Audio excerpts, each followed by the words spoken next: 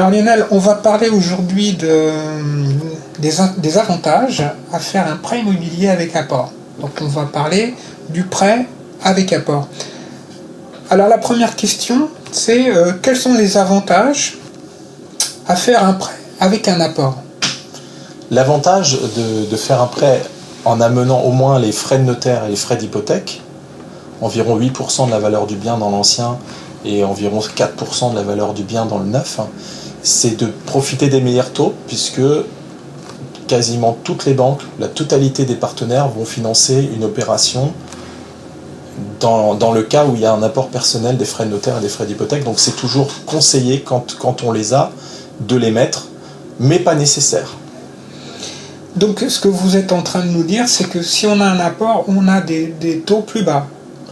Certaines banques, c'est de plus en plus rare, mais certaines banques vont favoriser le client qui a de l'apport. Donc vous allez avoir un taux plus bas en fonction de votre apport personnel.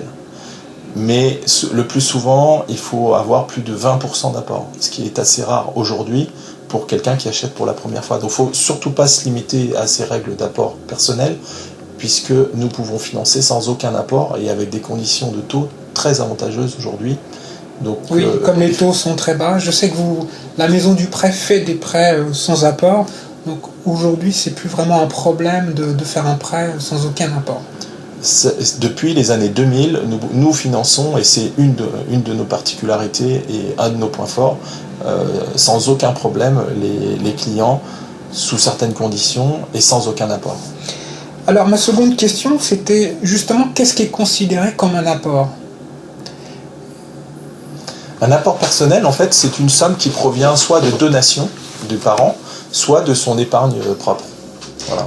Est-ce que des biens immobiliers peuvent être considérés comme un apport? Oui, tout à fait. Dans le cas du prêt relais, en fait, certaines banques vont considérer que la valeur du bien qui va être à revendre va venir en apport, en ce qu'on appelle la marge hypothécaire, donc qui va favoriser le taux sur le nouveau crédit, puisque plus il y a d'apport, plus le risque est faible pour la banque. Donc c'est ce qui explique que, en général, 90% des banques préfèrent qu'il y ait un maximum d'apport sur une opération immobilière. Même si aujourd'hui, compte tenu des taux les plus bas historiques qu'il n'y a jamais eu, il vaut mieux s'endetter sur un bien immobilier.